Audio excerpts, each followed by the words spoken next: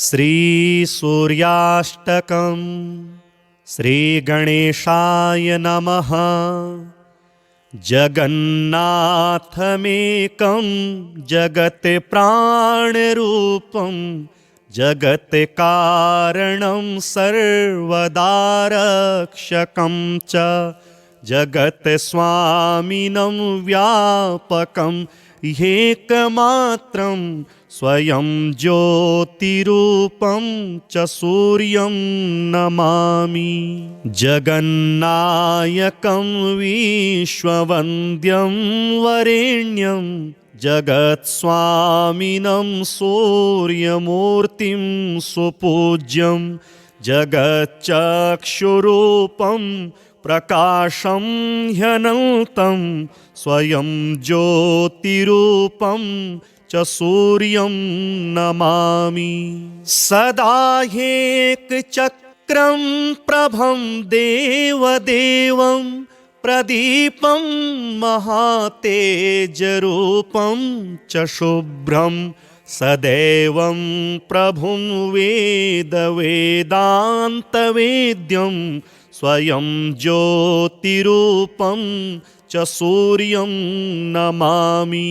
सदा सच्चिदानन्दमेकं परेशं सदा नेत्रयोः विद्यमानस्वरूपं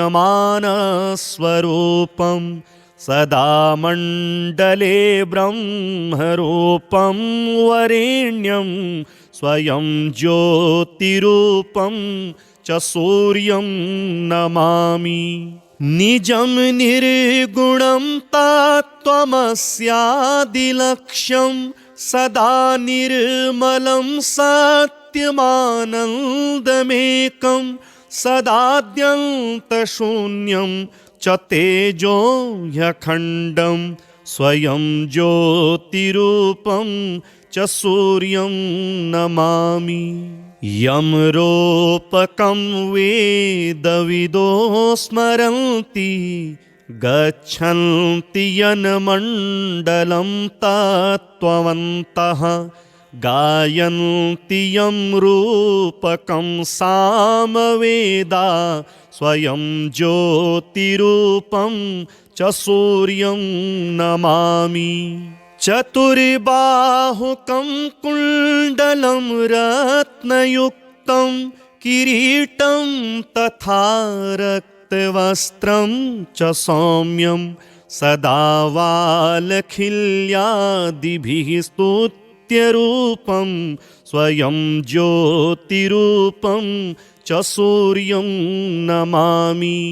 जगत्सर्जको ब्रह्मरूपस्त्वमेव जगत्पालको विष्णुरूपस्त्वमेव जगन्नाशको रुद्ररूपस्त्वमेव स्वयं ज्योतिरूपं च सूर्यं नमामि। समर्पयामि सूर्याय सूर्याष्टकमिदं स्तवं तव दर्शनमिच्छामि प्रसन्नो भव सर्वदा। जगन्नाथमेकं जगत् प्राणरूपं जगत् कारणं सर्वदा रक्षकं च जगत् स्वामिनं व्यापकं एकमात्रं स्वयं ज्योतिरूपं च सूर्यं नमामि। जगन्नायकं विश्ववन्द्यं वरेण्यं जगत्स्वामिनं सूर्यमूर्तिं सुपूज्यं जगच्चक्षुरूपं प्रकाशं ह्यनन्तं स्वयं ज्योतिरूपं च सूर्यं नमामि। सदा एकचक्रं प्रभं देवदेवं प्रदीपं महातेजरूपं च शुभ्रं सदैवं प्रभुं वेदान्तवेद्यं स्वयं ज्योतिरूपं च सूर्यं नमामि। सदा सच्चिदानन्दमेकं परेशं सदा नेत्रयोः विद्यमानस्वरूपं सदा मण्डले ब्रह्मरूपं वरेण्यं स्वयं ज्योतिरूपं च सूर्यं नमामि। निजं निर्गुणं तत्त्वमस्यादिलक्ष्यं सदा निर्मलं सत्यमानन्दमेकं सदाद्यन्तशून्यं च तेजो ह्यखण्डं स्वयं ज्योतिरूपं च सूर्यं नमामि। यं रूपकं वेदविदो स्मरन्ति गच्छन्ति यन्मण्डलं तत्त्ववन्तः गायन्ति यं रूपकं सामवेदा स्वयं ज्योतिरूपं च सूर्यं नमामि। चतुर्बाहुकं कुण्डलं रत्नयुक्तं किरीटं तथा रक्तवस्त्रं च सौम्यं सदा वालखिल्यादिभिः स्तुत्यरूपं स्वयं ज्योतिरूपं च सूर्यं नमामि। जगत्सर्जको ब्रह्मरूपस्त्वमेव जगत्पालको विष्णुरूपस्त्वमेव जगन्नाशको रुद्ररूपस्त्वमेव स्वयं ज्योतिरूपं च सूर्यं नमामि। समर्पयामि सूर्याय सूर्याष्टकमिदं स्तवं तव दर्शनमिच्छामि प्रसन्नो भव सर्वदा। जगन्नाथमेकं जगत् प्राणरूपं जगत् कारणं सर्वदा रक्षकं च जगत् स्वामिनं व्यापकं ह्येकमात्रं स्वयं ज्योतिरूपं च सूर्यं नमामि। जगन्नायकं विश्ववन्द्यं वरेण्यं जगत्स्वामिनं सूर्यमूर्तिं सुपूज्यं जगच्चक्षुरूपं प्रकाशं ह्यनन्तं स्वयं ज्योतिरूपं च सूर्यं नमामि। सदा ह्येकचक्रं प्रभं देवदेवं प्रदीपं महातेजरूपं च शुभ्रं सदैवं प्रभुं वेदवेदान्तवेद्यं स्वयं ज्योतिरूपं च सूर्यं नमामि। सदा सच्चिदानन्दमेकं परेशं सदा नेत्रयोः विद्यमानस्वरूपं सदा मण्डले ब्रह्मरूपं वरेण्यं स्वयं ज्योतिरूपं च सूर्यं नमामि। निजं निर्गुणं तत्त्वमस्यादिलक्ष्यं सदा निर्मलं सत्यमानन्दमेकं सदाद्यन्तशून्यं च तेजो ह्यखण्डं स्वयं ज्योतिरूपं च सूर्यं नमामि। यं रूपकं वेदविदो स्मरन्ति गच्छन्ति यन्मण्डलं तत्त्ववन्तः गायन्ति यं रूपकं सामवेदा स्वयं ज्योतिरूपं च सूर्यं नमामि।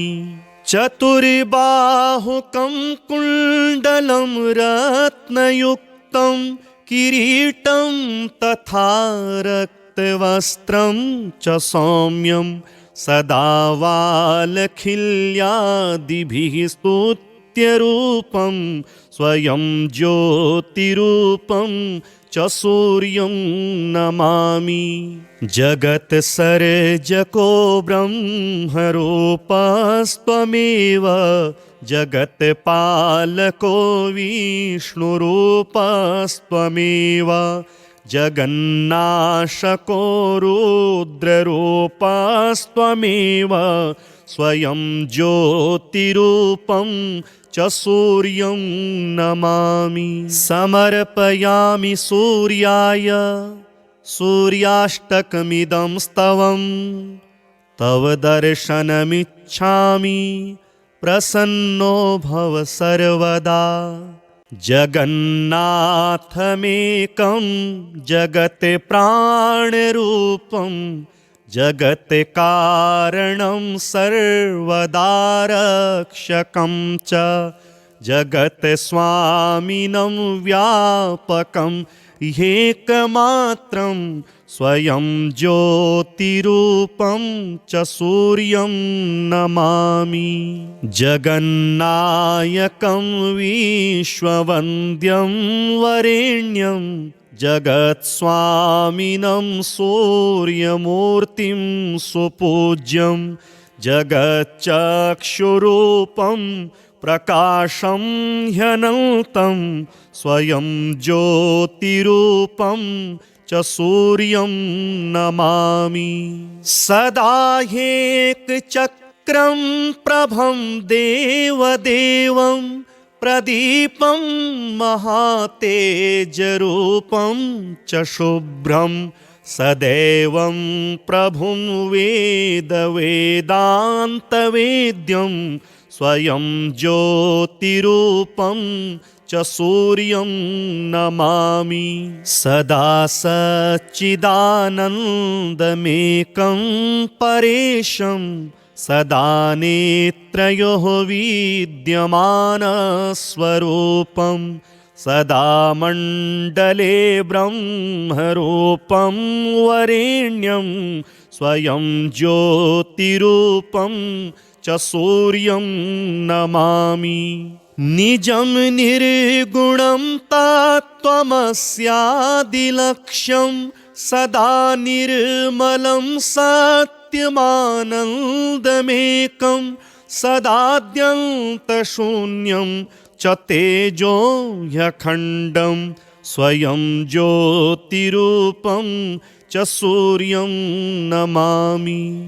यमरूपकं वेदविदो स्मरन्ति गच्छन्ति यन्मण्डलं तत्त्ववन्तः गायन्ति यं रूपकं सामवेदा स्वयं ज्योतिरूपं च सूर्यं नमामि। चतुर्बाहुकं कुण्डलं रत्नयुक्तं किरीटं तथा रक्तवस्त्रं च सौम्यं सदा वालखिल्यादिभिः स्तुत्यरूपं स्वयं ज्योतिरूपं च सूर्यं नमामि। जगत्सर्जको ब्रह्मरूपस्त्वमेव जगत्पालको विष्णुरूपस्त्वमेव जगन्नाशको रुद्ररूपस्त्वमेव स्वयं ज्योतिरूपं च सूर्यं नमामि। समर्पयामि सूर्याय सूर्याष्टकमिदं स्तवं तव दर्शनमिच्छामि प्रसन्नो भव सर्वदा। जगन्नाथमेकं जगत् प्राणरूपं जगत् कारणं सर्वदा रक्षकं च जगत् स्वामिनं व्यापकं ह्येकमात्रं स्वयं ज्योतिरूपं च सूर्यं नमामि। जगन्नायकं विश्ववन्द्यं वरेण्यं जगत्स्वामिनं सूर्यमूर्तिं सुपूज्यं जगच्चक्षुरूपं प्रकाशं ह्यनन्तं स्वयं ज्योतिरूपं च सूर्यं नमामि। सदा ह्येकचक्रं प्रभं देवदेवं प्रदीपं महातेजरूपं च शुभ्रं सदैवं प्रभुं वेदवेदान्तवेद्यं स्वयं ज्योतिरूपं च सूर्यं नमामि। सदा सच्चिदानन्दमेकं परेशं सदा नेत्रयोः विद्यमानस्वरूपं सदा मण्डले ब्रह्मरूपं वरेण्यं स्वयं ज्योतिरूपं च सूर्यं नमामि। निजं निर्गुणं तत्त्वमस्यादिलक्ष्यं सदा निर्मलं सत्यमानन्दमेकं सदाद्यन्तशून्यं च तेजो ह्यखण्डं स्वयं ज्योतिरूपं च सूर्यं नमामि।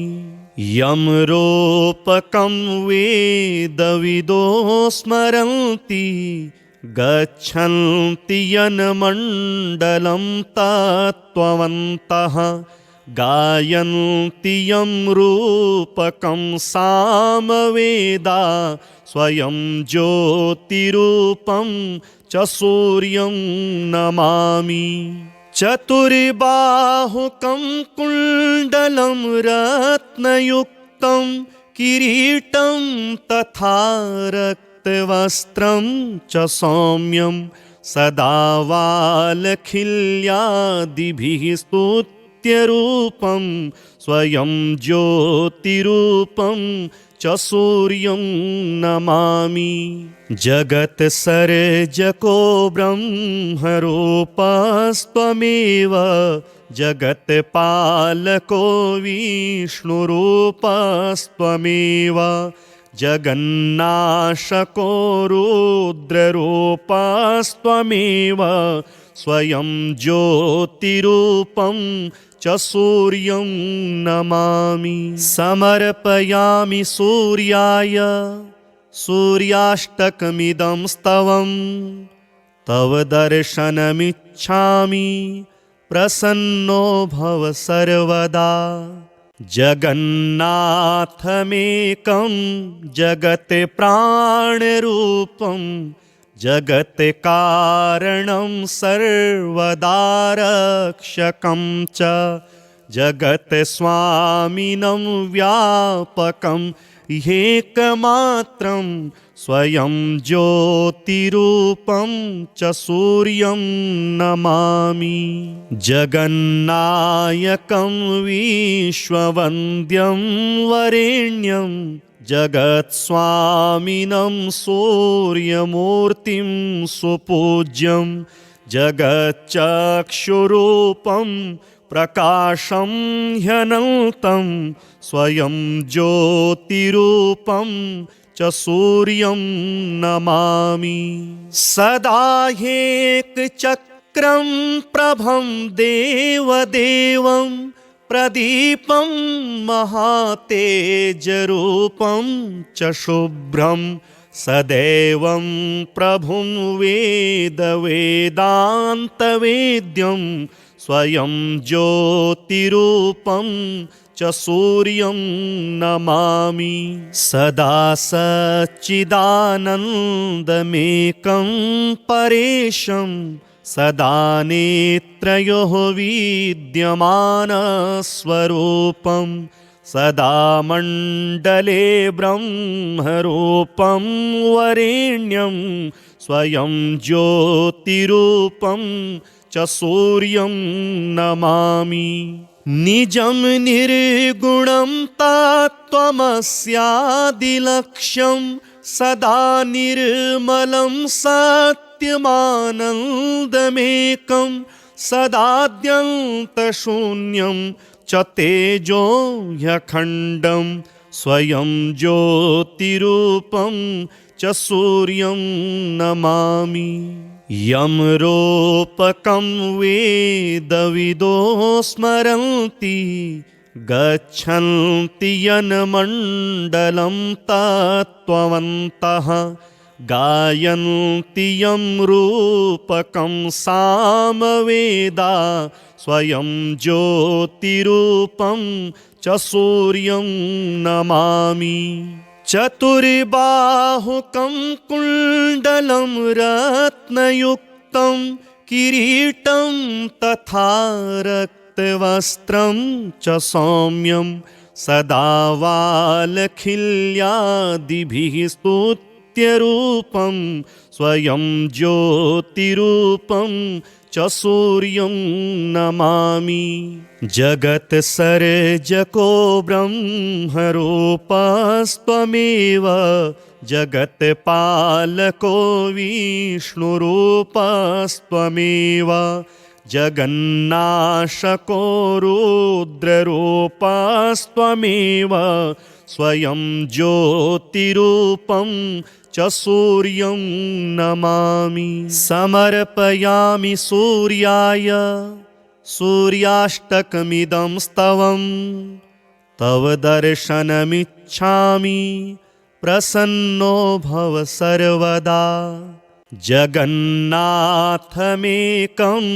जगत् प्राणरूपं जगत्कारणं सर्वदा रक्षकं च जगत्स्वामिनं व्यापकं ह्येकमात्रं स्वयं ज्योतिरूपं च सूर्यं नमामि जगन्नायकं विश्ववन्द्यं वरेण्यं जगत्स्वामिनं सूर्यमूर्तिं सुपूज्यं जगच्चक्षुरूपं प्रकाशं ह्यनन्तं स्वयं ज्योतिरूपं च सूर्यं नमामि सदा ह्येकचक्रं प्रभं देवदेवं प्रदीपं महातेजरूपं च शुभ्रं सदैवं प्रभुं वेदवेदान्तवेद्यं स्वयं ज्योतिरूपं च सूर्यं नमामि सदा सच्चिदानन्दमेकं परेशं सदा नेत्रयोः विद्यमानस्वरूपं सदा मण्डले ब्रह्मरूपं वरेण्यं स्वयं ज्योतिरूपं च सूर्यं नमामि निजं निर्गुणं तत्त्वमस्यादिलक्ष्यं सदा निर्मलं सत्यमानन्दमेकं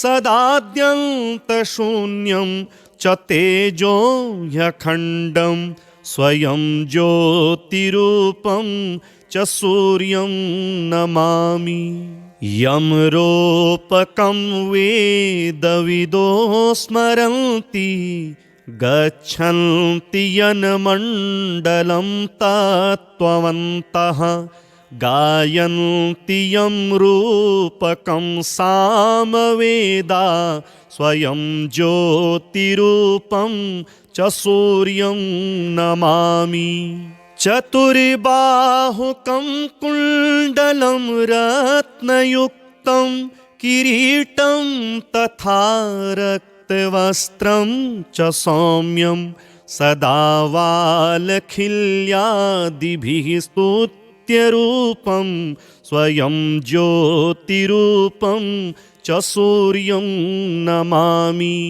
जगत्सर्जको ब्रह्मरूपस्त्वमेव जगत्पालको विष्णुरूपस्त्वमेव जगन्नाशको रुद्ररूपस्त्वमेव स्वयं ज्योतिरूपं च सूर्यं नमामि। समर्पयामि सूर्याय सूर्याष्टकमिदं स्तवं तव दर्शनमिच्छामि प्रसन्नो भव सर्वदा।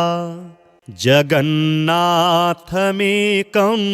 जगत् प्राणरूपं जगत् कारणं सर्वदा रक्षकं च जगत् स्वामिनं व्यापकं एकमात्रं स्वयं ज्योतिरूपं च सूर्यं नमामि। जगन्नायकं विश्ववन्द्यं वरेण्यं जगत्स्वामिनं सूर्यमूर्तिं सुपूज्यं जगच्चक्षुरूपं प्रकाशं ह्यनन्तं स्वयं ज्योतिरूपं च सूर्यं नमामि। सदा एकचक्रं प्रभं देवदेवं प्रदीपं महातेजरूपं च शुभ्रं सदैवं प्रभुं वेदवेदान्तवेद्यं स्वयं ज्योतिरूपं च सूर्यं नमामि। सदा सच्चिदानन्दमेकं परेशं सदा नेत्रयोः विद्यमानस्वरूपं सदा मण्डले ब्रह्मरूपं वरेण्यं स्वयं ज्योतिरूपं च सूर्यं नमामि।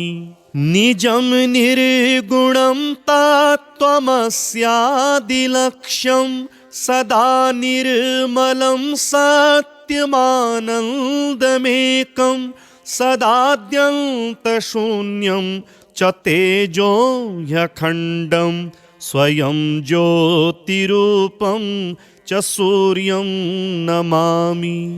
यमरूपकं वेदविदो स्मरन्ति गच्छन्ति यन्मण्डलं तत्त्ववन्तः गायन्ति यं रूपकं सामवेदा स्वयं ज्योतिरूपं च सूर्यं नमामि। चतुर्बाहुकं कुण्डलं रत्नयुक्तं किरीटं तथा रक्तवस्त्रं च सौम्यं सदा वालखिल्यादिभिः स्तुत्यरूपं स्वयं ज्योतिरूपं च सूर्यं नमामि। जगत्सर्जको ब्रह्मरूपस्त्वमेव जगत्पालको विष्णुरूपस्त्वमेव जगन्नाशको रुद्ररूपस्त्वमेव स्वयं ज्योतिरूपं च सूर्यं नमामि। समर्पयामि सूर्याय सूर्याष्टकमिदं स्तवं तव दर्शनमिच्छामि प्रसन्नो भव सर्वदा। जगन्नाथमेकं जगत् प्राणरूपं जगत् कारणं सर्वदा रक्षकं च जगत् स्वामिनं व्यापकं एकमात्रं स्वयं ज्योतिरूपं च सूर्यं नमामि। जगन्नायकं विश्ववन्द्यं वरेण्यं जगत्स्वामिनं सूर्यमूर्तिं सुपूज्यं जगच्चक्षुरूपं प्रकाशं ह्यनन्तं स्वयं ज्योतिरूपं च सूर्यं नमामि। सदा ह्येकचक्रं प्रभं देवदेवं प्रदीपं महातेजरूपं च शुभ्रं सदैवं प्रभुं वेदवेदान्तवेद्यं स्वयं ज्योतिरूपं च सूर्यं नमामि।